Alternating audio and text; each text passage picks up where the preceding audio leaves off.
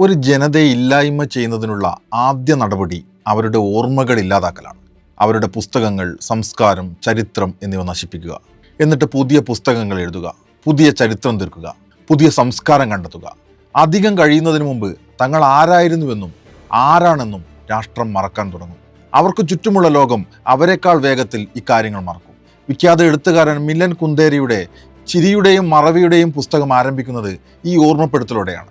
ഓർമ്മകൾ സമരമാണ്, ഓർമ്മകൾ പ്രതിരോധമാണ്. 2 പതിറ്റാണ്ട് മുൻപ് കുനിഞ്ഞുപോയ നട്ടെല്ലും അതിനുശേഷം വിനീത വിധേയനായി നടത്തിയ അനുസ്മരണവും ഒരു ഓർമ്മയാണ്. നിലപാടിന്റെ അമിത ഭാരം താങ്ങാനാവാതെ വളഞ്ഞുപോയ നട്ടെല്ല് ആരുടെ മുൻപിലായിരുന്നു? മാധവ് സദാശിവ് ഗോൾവാൾക്കർ, VD സതീശന്റെയും RSSന്റെയും ഗുരുജി ഗോൾവാൾക്കർ. 1906 ഭൂജാതനായ ഈ നാഗ്പൂരുകാരന്റെ 100ാം വാർഷികത്തിന് കുനിഞ്ഞു പ്രാർത്ഥിക്കാൻ സതീശനെ പ്രേരിപ്പിക്കാൻ മാത്രം അമൂല്യ വ്യക്തിത്വമാണോ ഗോൾവാൾക്കർ? ജന്തുശാസ്ത്രത്തിൽ ബിരുദധാരിയായ ഗോൾവാൾക്കറുടെ രാഷ്ട്രീയ ജീവിതം മാറുന്നത് RSS സ്ഥാപകനായ KG ഹെഡ്ഗവാറിനെ കാണുന്നതോടെയാണ്. 1940 ഹെഡ്ഗവാറിന്റെ മരണത്തോടെ RSSന്റെ തലപ്പത്തെത്തുന്ന ഗോൾവാൾക്കർ സ്വാതന്ത്ര്യ സമരത്തെ പോലും വ്യർത്ഥ വ്യായാമമായിട്ടാണ് കണ്ടത്. ഹിന്ദുക്കളെ ബ്രിട്ടീഷുകാർക്കെതിരെ ഊർജം പാഴാക്കരുത്, നമ്മുടെ ആഭ്യന്തര ശത്രുക്കളായ മുസ്ലിങ്ങളോടും ക്രിസ്ത്യാനികളോടും കമ്മ്യൂണിസ്റ്റുകളോടും മാത്രം യുദ്ധം ചെയ്യൂ എന്നായിരുന്നു അയാളുടെ ആഹ്വാനം. 34ാമത്തെ വയസ്സിൽ പലരെയും മറികടന്ന് നേടിയ ഈ സ്ഥാനം കൊണ്ട് ഗോൾവാൾക്കർ മഹാരാഷ്ട്രയിൽ മാത്രം ഒതുങ്ങി നിന്ന RSSനെ ഇന്ത്യ മുഴുവൻ വ്യാപിപ്പിച്ചു. 1939 തന്നെ ജനങ്ങളെ ഭിന്നിപ്പിക്കുന്ന പ്രസ്താവനകളിലൂടെ ഗോൾവാൾക്കർ വിവാദ പുരുഷനായിരുന്നു. We or our nationhood defined എന്ന ആദ്യ പുസ്തകത്തിൽ തന്നെ താനിനി അങ്ങോട്ട് പ്രചരിപ്പിക്കുന്ന രാഷ്ട്രീയം എന്താണെന്ന് വ്യക്തമാക്കുന്നുണ്ട്. അഭിമാനികളായ ജർമ്മൻ ഗോത്രമാണ് നമ്മുടെ വഴികാട്ടി. സ്വന്തം വർഗത്തിന്റെ പരിശുദ്ധിയും സംസ്കാരവും സൂക്ഷിക്കുന്നതിനെ സെമിറ്റിക് മതങ്ങളെ കൊന്നുതള്ളിയവരാണ് ജർമ്മനിക്കാർ. വർഗാഭിമാനത്തിന്റെ ഉത്തുംഗതയെ എടുത്തു കാണിക്കുന്ന സംഭവമാണിത്. വ്യത്യസ്ത രീതിയിലുള്ള ഗോത്രങ്ങളെ ഒരുമിപ്പിക്കൽ അസാധ്യമാണെന്ന് ജർമ്മനി ഇതിലൂടെ പ്രഖ്യാപിക്കുന്നു. ഇതിൽ ഹിന്ദുസ്ഥാന് വലിയ പാഠമുണ്ട്. ഹിന്ദുരാഷ്ട്ര സ്ഥാപനം എന്ന ഒറ്റ ലക്ഷ്യം മാത്രമായിരുന്നു ആ പാഠം. മലയാളത്തിന്റെ പ്രിയ കവി ONV കുറുപ്പ് അദ്ദേഹത്തിന്റെ ഓർമ്മകളിൽ ഗോൾവാൾക്കറെ ഓർത്തെടുക്കുന്ന ഒരു ഭാഗമുണ്ട്. 1948 തിരുവനന്തപുരത്ത് വെച്ച് ഗോൾവാൾക്കർ നടത്തിയ പ്രസംഗം അത് മുഴുവൻ ഗാന്ധിജിക്കെതിരായിരുന്നു. ഗാന്ധിജി തങ്ങളുടെ സങ്കല്പങ്ങൾക്ക് വിരുദ്ധമായി പ്രവർത്തിക്കുന്ന ഒരാളാണെന്ന് ഉടനീളം ഗോൾവാൾക്കർ പ്രസംഗിച്ചു. ആ പ്രസംഗം കഴിഞ്ഞ് ഒരാഴ്ചക്കുള്ളിൽ ഗാന്ധിജി വെടിയേറ്റ് മരിച്ചു. അത്രമേൽ വിദ്വേഷ വിഷം വിതറാൻ ഈ മനുഷ്യന് സാധിച്ചിരുന്നു. 1966 ഗോൾവാൾക്കർ എഴുതിയ വിചാരധാര RSSന്റെ ബൈബിളായി മാറി. പിന്നീടുള്ള ഓരോ സംഘപ്രവർത്തകന്റെയും രാഷ്ട്രീയ ജീവിതം നിർണയിച്ച പ്രധാന രേഖയായി അത് മാറി. വിചാരധാരയുടെ 12ാം അധ്യായത്തിൽ ആഭ്യന്തര ശത്രുക്കളായി 3 പേരെ കണക്കാക്കുന്നു: മുസ്ലിങ്ങൾ, ക്രിസ്ത്യാനികൾ, കമ്മ്യൂണിസ്റ്റുകൾ.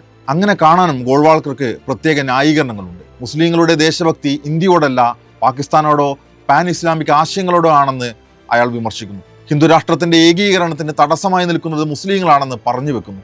മിഷണറി പ്രവർത്തനങ്ങൾ, മതപരിവർത്തനം, വിദേശ ശക്തികളോടുള്ള വിശ്വസ്തത എന്നിവ മുൻനിർത്തി ക്രിസ്ത്യാനികളെ വിമർശിക്കുന്നു. വിദേശ ശക്തി എന്ന് ഉദ്ദേശിച്ചത് വത്തിക്കാനും മറ്റ് ക്രിസ്തീയ സഭകളെയുമായിരുന്നു. ക്രൈസ്തവരുടെ പ്രവർത്തനങ്ങൾ ഹിന്ദു സമൂഹത്തിന്റെ സാംസ്കാരിക ഏകീകരണത്തെ തകർക്കുന്നതായി ഗോൾവാൾക്കർ പറയുന്നു. ഈ വിധം മനുഷ്യരെ മതപരമായി ഭിന്നിപ്പിച്ച് ശത്രുക്കളായി കണ്ട് ആക്രമിച്ച് കീഴടക്കാനുള്ള ആശയ പദ്ധതിയുടെ നെറികെട്ട തലച്ചോറിന് മുന്നിലാണ് VD സതീശൻ കുനിഞ്ഞു നിന്ന് പ്രണാമമർപ്പിച്ചത്. ഗോൾവാൾക്കറുടെ പദ്ധതി ഭൂരിപക്ഷ തീവ്ര ആശയ പ്രചരണത്തിന് വഴിമാറുകയും രാജ്യം പിന്നീട് അനുഭവിച്ച അനവധി പ്രതിസന്ധികളുടെ കേന്ദ്ര ബിന്ദുവാവുകയും ചെയ്തു. അതിൽ ബാബറി മസ്ജിദ്, ഗുജറാത്ത് കലാപം, മണിപ്പൂർ കലാപം, ഗർവാപ്പസി തുടങ്ങി മതന്യൂനപക്ഷങ്ങളെ ആശങ്കയിലാക്കിയ നീളുന്ന പട്ടിക തന്നെ ഉണ്ടാവും. 2006 ഗോൾവാൾക്കറുടെ 100ാം ജന്മവാർഷികത്തിന്റെ ഭാഗമായി സംഘടിപ്പിക്കപ്പെട്ട അനുസ്മരണ പരിപാടിയിലാണ് സതീശൻ തന്റെ ഗോൾവാൾക്കർ ബാന്ധവം പ്രദർശിപ്പിച്ചത്. ഈ കാലയളവും ഇന്ത്യൻ ജനാധിപത്യത്തെ, മതേതരത്വത്തെ സംബന്ധിച്ച് ഒരു സങ്കീർണമായ കാലം കൂടിയായിരുന്നു. 2002 ഗുജറാത്ത് കലാപത്തിന്റെ തീയണഞ്ഞുവെങ്കിലും പുകയടങ്ങാത്ത കാലം. അന്തരീക്ഷത്തിൽ അപ്പോഴും വെട്ടിയും ചുട്ടും കൊന്ന 1000ഓളം വരുന്ന മുസ്ലിങ്ങളുടെ നിലവിളി അലയടിക്കുന്ന കാലം. ഗർഭസ്ഥ ശിശുവിനെ പോലും വെറുതെ വിടാത്ത തൃശൂലങ്ങളുടെ ചോരയുണങ്ങാത്ത ഓർമ്മകൾ കട്ട പിടിച്ചു നിൽക്കുന്ന കാലം. 2005 അവസാനത്തോടെ കോൺഗ്രസ് തന്നെ നേതൃത്വം നൽകുന്ന UPA സർക്കാർ ഗുജറാത്ത് കലാപം അന്വേഷിക്കാൻ നിയോഗിച്ച ബാനർജി കമ്മീഷൻ റിപ്പോർട്ട് സമർപ്പിക്കുന്നു. ഗുജറാത്ത് സർക്കാർ സ്വന്തം നിലയിൽ നിർത്തിയ നാനാവതി മേത്ത കമ്മീഷൻ റിപ്പോർട്ട് സമർപ്പിക്കുന്നു. കലാപത്തിന്റെ ഭാഗമായി പുനരധിവാസ പ്രവർത്തനങ്ങൾ പുരോഗമിക്കുന്നു. ഗുജറാത്തിലെ സീനിയർ പോലീസ് ഉദ്യോഗസ്ഥൻ RB ശ്രീകുമാർ അന്നത്തെ മുഖ്യമന്ത്രി നരേന്ദ്രമോദിക്കെതിരെ കലാപത്തിന്റെ സംശയമുനകൾ ഉന്നയിക്കുന്നു. വംശഹത്യ എന്ന് കണ്ട് അമേരിക്കയും യൂറോപ്പും മോദിയുടെ വിസ തടഞ്ഞു വെക്കുന്നു. ഈ വിധം ആ കാലം ഗുജറാത്ത് കലാപത്തെ നിരന്തരം ഓർത്തുകൊണ്ടിരുന്ന വേളയിലാണ് സതീശൻ ഈ കലാപത്തിനടക്കം ആശയ അടിത്തറ പാകിയ മനുഷ്യന്റെ ജന്മശതാബ്ദിക്ക് യാതൊരു കുറ്റബോധവുമില്ലാതെ കുനിഞ്ഞു പങ്കെടുത്തത്. അതൊരു പൊളിറ്റിക്കൽ സ്റ്റേറ്റ്മെന്റ് തന്നെയാണ്. നിലപാടല്ല, നിലനിൽപ്പിനു വേണ്ടി ഏത് തോണിയിലും കാലുവെക്കാൻ സദാസന്നദ്ധനായ രാഷ്ട്രീയ പ്രവർത്തകനാണ് സതീശൻ. ഇത് കേവലമായൊരു ചിത്രമല്ല. നാളിന്നേ വരെ രാജ്യം അനുഭവിച്ചു വന്ന വിഭജനാശയത്തിന്റെ കാൽച്ചുവട്ടിൽ അവനവനെ തന്നെ സമർപ്പിക്കലാണ്. ഇനിയും കാലങ്ങളോളം തുടരേണ്ട രാഷ്ട്രീയ യാത്രക്കുള്ള പിന്തുണ ഏറ്റുവാങ്ങലാണ്. ഡീൽ ഡീൽ എന്ന് ആവർത്തിച്ച് പറയുമ്പോൾ വി ഡി സതീശൻ നിങ്ങളെ തിരിഞ്ഞു കൊത്തുന്നത് മറവികൾക്കെതിരായ ഓർമ്മകളുടെ സമരമാണ്, സംഘപരിവാരത്തിന് അടിപ്പെട്ട നിങ്ങളുടെ ഭൂതകാല സ്മരണകളുടെ.